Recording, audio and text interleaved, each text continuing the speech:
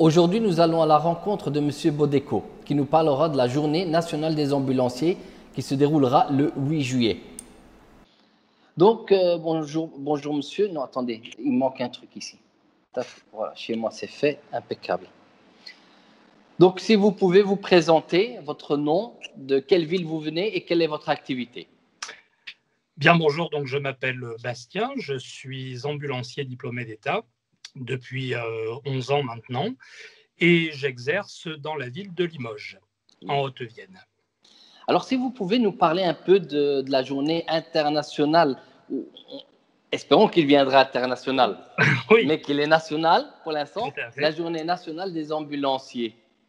Alors, cette journée nationale a été lancée l'année dernière, elle n'a qu'un an, elle aura un an le 8 juillet.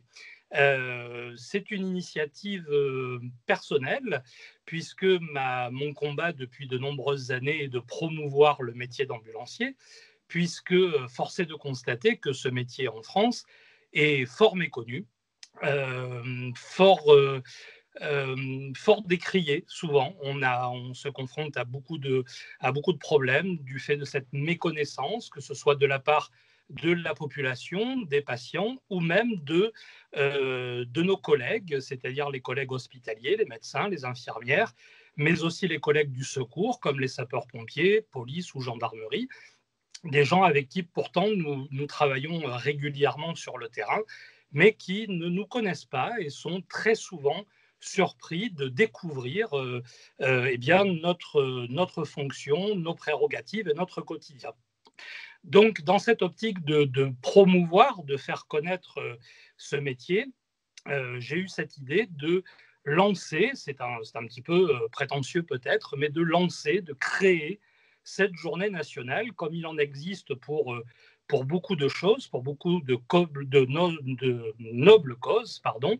Et en même temps, c'est aussi une journée qui a pour but de remercier les ambulanciers parce que avant la crise du Covid, évidemment, nous étions vraiment des travailleurs de l'ombre, un service de secours très actif et très impliqué dans ce qu'on appelle l'urgence préhospitalière, mais comme je l'ai dit, vraiment dans l'ombre. Et ce mot merci, c'est un mot que nous n'avons pas l'habitude d'entendre.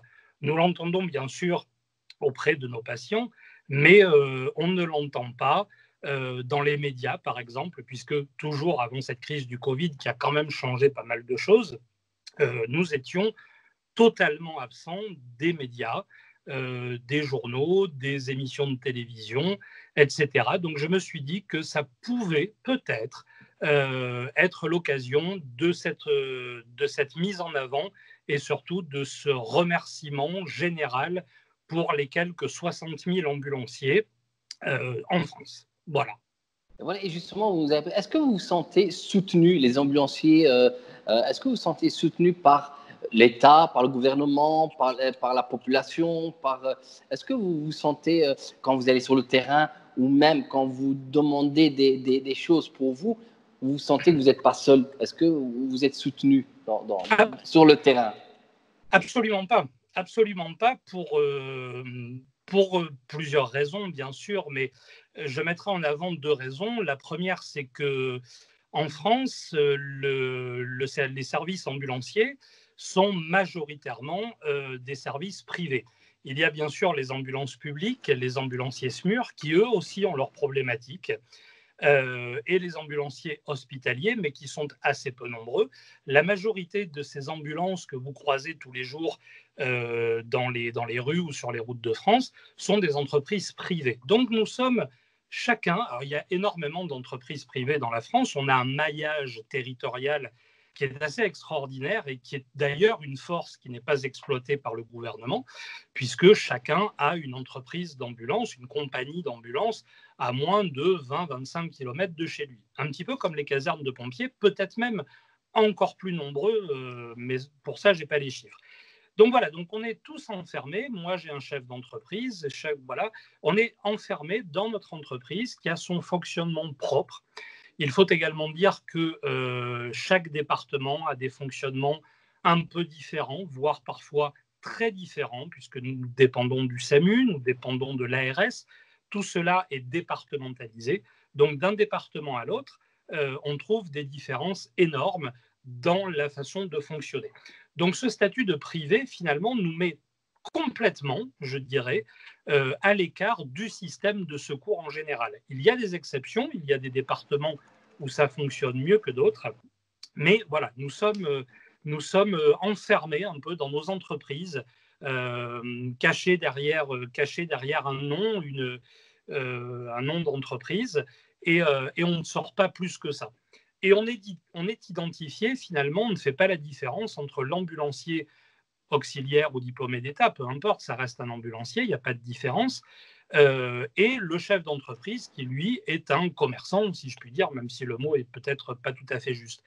Voilà la première problématique. Alors, on ne réclame pas forcément de devenir public, comme ça peut être le cas dans beaucoup de pays dans le monde, mais on demande simplement à avoir une reconnaissance en tant que soignant, en tant que professionnel de santé, comme le dit le code de la santé publique en France. Si on prend les États-Unis, plus de 60% des ambulances sont privées et pourtant les ambulanciers sont reconnus à leur juste valeur. Voilà pour la première problématique. La deuxième que je mettrai en avant, et c'est un petit peu le combat actuel, surtout depuis la crise du Covid, c'est que nous sommes sous double tutelle. C'est-à-dire que notre entreprise est sous tutelle du ministère des Transports.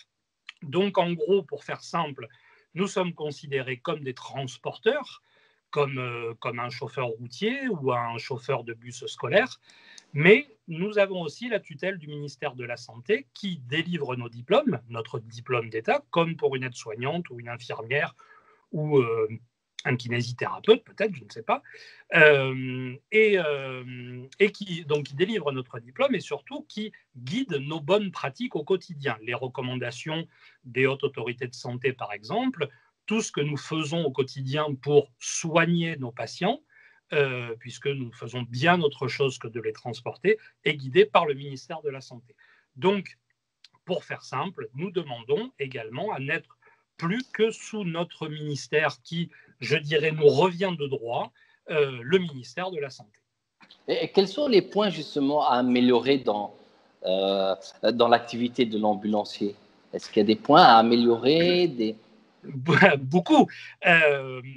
Personnellement, le point le plus important, c'est même pas ce que je viens de dire, comme quoi on peut se contredire très facilement. Le point principal, c'est la formation. Force est de constater que le système de secours en France, hors SMUR évidemment, puisque nous avons donc les structures mobiles d'urgence et de réanimation composées d'un ambulancier diplômé d'État spécialisé, qui lui, hélas, n'est pas reconnu comme professionnel de santé d'ailleurs par l'administration hospitalière, ce qui est une catastrophe, d'une infirmière anesthésiste et d'un médecin réanimateur, médecin urgentiste. Ça, c'est une chance dans ce pays et on ne le remet pas en question. En revanche, le système de santé, le système de secours, préhospitalier, les ambulanciers, mais aussi les sapeurs-pompiers et je pourrais dire aussi les associations type Croix-Rouge française ou Protection civile, nous avons un degré de formation qui est un des plus bas au monde. Je dis bien au monde. C'est-à-dire que si vous prenez toute l'Amérique centrale, l'Amérique du Nord, l'Amérique du Sud, vous prenez l'Asie, vous prenez beaucoup de pays d'Afrique, un ambulancier a un minimum de formation de 1 année et ça peut monter jusqu'à 6 ou 7 années, comme on peut le voir par exemple en Norvège ou en Pologne. D'accord ?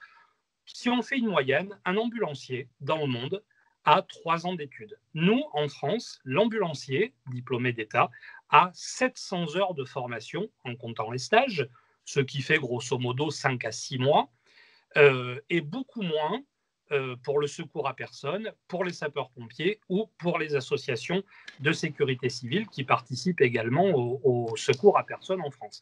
Donc pour moi, le plus important maintenant pour qu'on se fasse reconnaître par nos collègues, par le ministère, c'est vraiment d'avoir une formation qui soit plus adaptée à la réalité du terrain.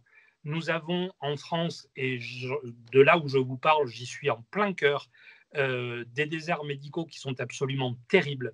Nous avons un manque de médecins cruel, un manque de places dans les hôpitaux, un manque de moyens, mais nous avons, comme je vous disais tout à l'heure, je parlais du maillage territorial, nous avons des ambulances réparties sur tout le territoire français, dom-tom y compris, mais avec finalement des gens, des ambulanciers, qui ont des compétences, mais pas assez, sans aucun doute, et qui ne sont utilisés finalement que pour ce que je disais tout à l'heure, qui est un peu péjoratif à notre sens, que pour le transport.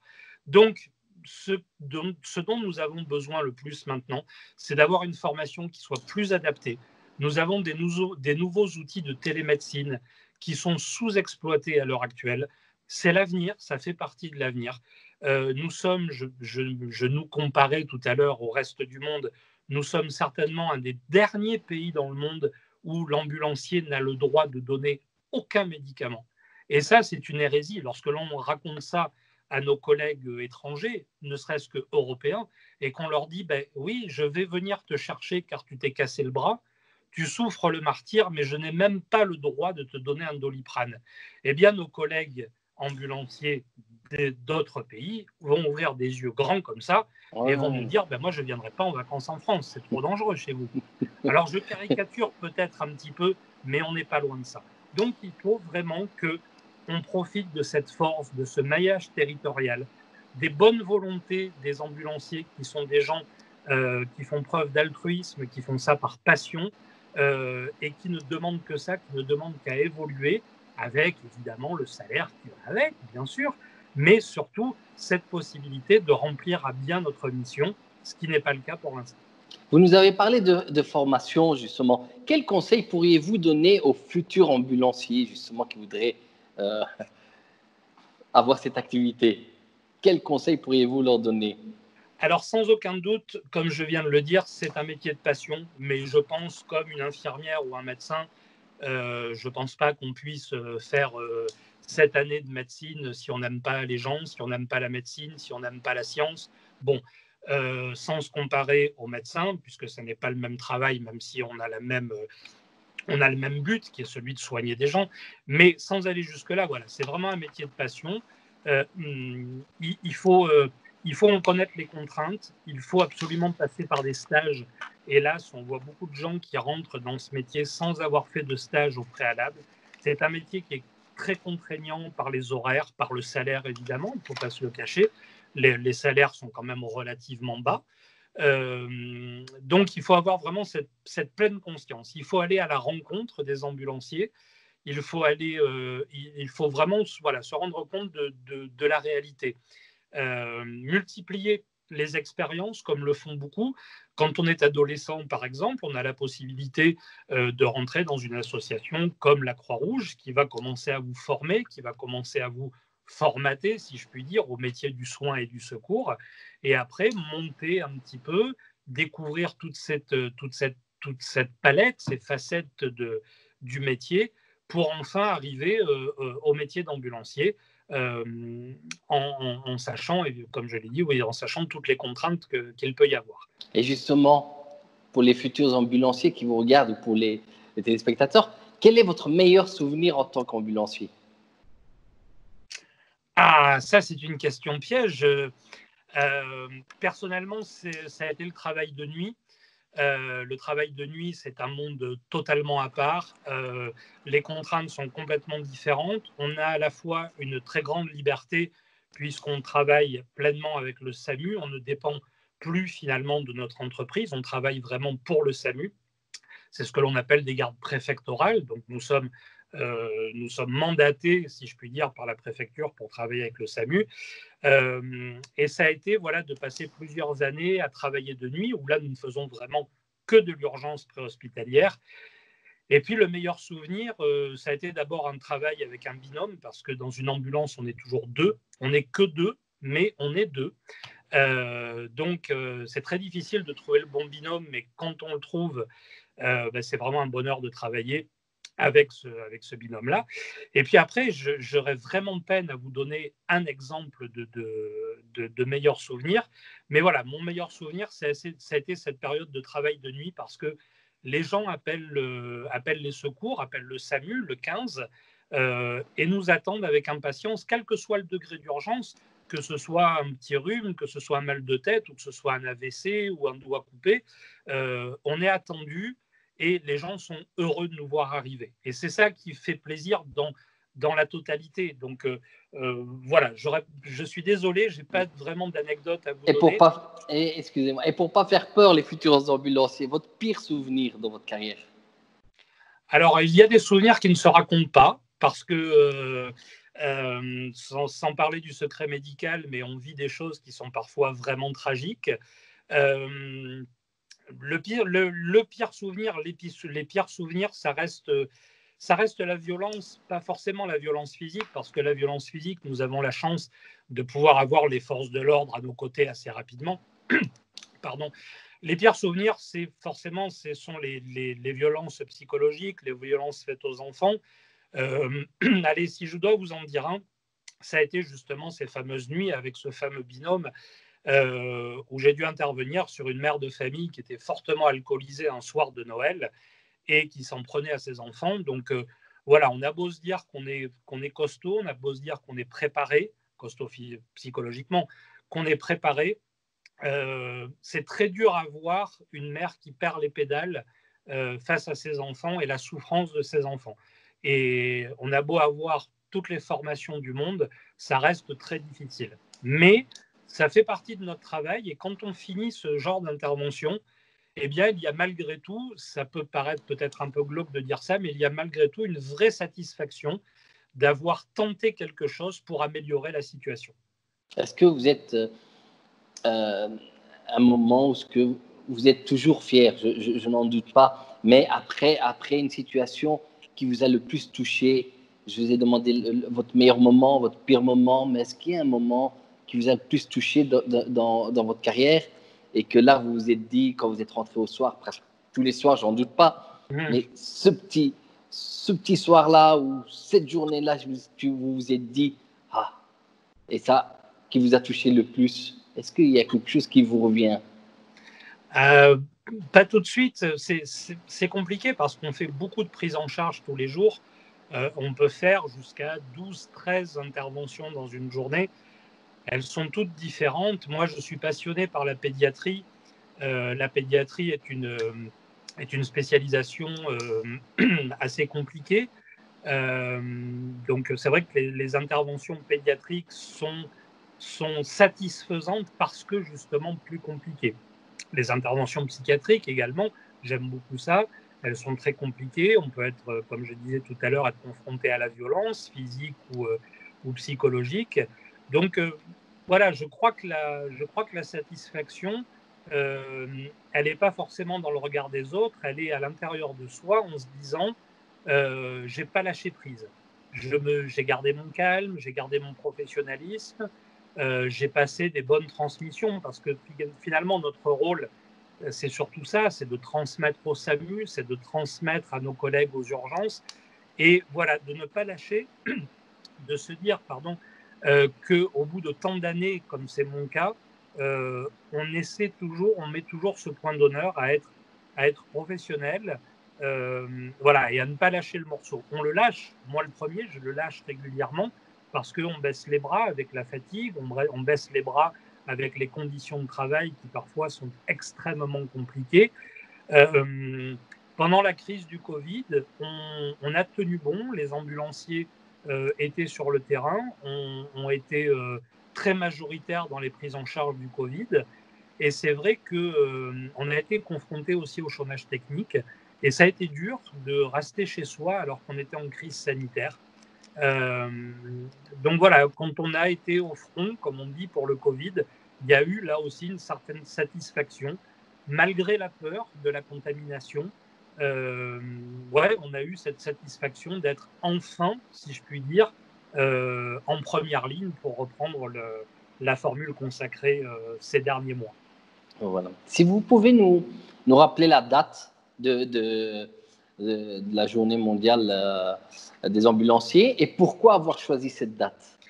Alors, la date a donc été fixée le 8 juillet, donc dans une quinzaine de jours. Pourquoi on a choisi le 8 juillet? Tout simplement parce que c'est la date anniversaire du docteur Dominique Jean Larrey, qui est un monsieur un docteur, un chirurgien, qui, lors des guerres napoléoniennes, 1790 à peu près, a été le premier à se rendre compte qu'on perdait énormément d'hommes sur les champs de bataille, le temps d'aller les chercher au milieu des batailles, de les ramener jusqu'à l'hôpital auprès des chirurgiens. Eh bien, on perdait énormément d'hommes. Donc, ça a été vraiment le premier en France, parce qu'après, il y a une bagarre avec l'Espagne notamment, pour savoir qui le premier a créé les ambulances. Mais nous, en France, on a eu ce docteur Larrey qui s'est dit « amenons l'hôpital sur le champ de bataille ». Et finalement, c'est ce qu'on fait tous les jours, nous, ambulanciers ou ambulanciers SMUR, ou médecins infirmières SMUR, c'est d'amener l'hôpital, d'amener un ou plusieurs soignants avec le matériel adéquat sur non plus le champ de bataille, heureusement, mais chez vous, tout simplement, chez vous ou dans la rue d'ailleurs, mais voilà, auprès du patient pour pouvoir lui administrer le plus vite possible des soins adaptés. Donc voilà, le 8 juillet a été choisi pour rendre hommage à ce médecin précurseur de l'urgence préhospitalière. Ah ben on se dit au 8 juillet. Je vous laisse le mot de la fin. Si vous avez un message à vos collègues, vos amis, vos proches, je vous laisse le mot de la fin. Un message à mes collègues, ne lâchez rien, soyez fiers de ce que vous êtes. Nous ne sommes pas que ambulanciers, nous sommes ambulanciers. C'est un métier à part entière, avec ses peines, mais avec ses joies et ses fiertés, comme nous disions. Donc, soyons fiers de nous, n'ayons pas peur, ou n'ayons plus peur de ce que nous sommes, et existons et continuons d'exister. Et un message plus général, n'oubliez pas que ces ambulances que vous voyez tous les jours dans les rues ou sur les routes de France, ce sont finalement des chambres d'hôpital sur roulettes, comme je le dis souvent aux enfants, et qu'à l'intérieur, il y a un malade. Donc, si on roule doucement, ne nous klaxonnez pas. Si on roule vite, ne nous jugez pas. Nous sommes des professionnels de santé diplômés d'État et nous sommes des gens responsables. Voilà. Ben, je vous remercie. Merci à vous. Et un grand succès pour votre journée. Rendez-vous au 8 juillet. Soyez nombreux. Merci encore de votre petit coup de pouce pour cette journée. Et donc, bonne fête à tous les ambulanciers de France. Je vous en prie. Voilà, j'espère que vous avez passé un agréable moment avec nous et on se dit tous rendez-vous le 8 juillet pour la journée nationale des ambulanciers.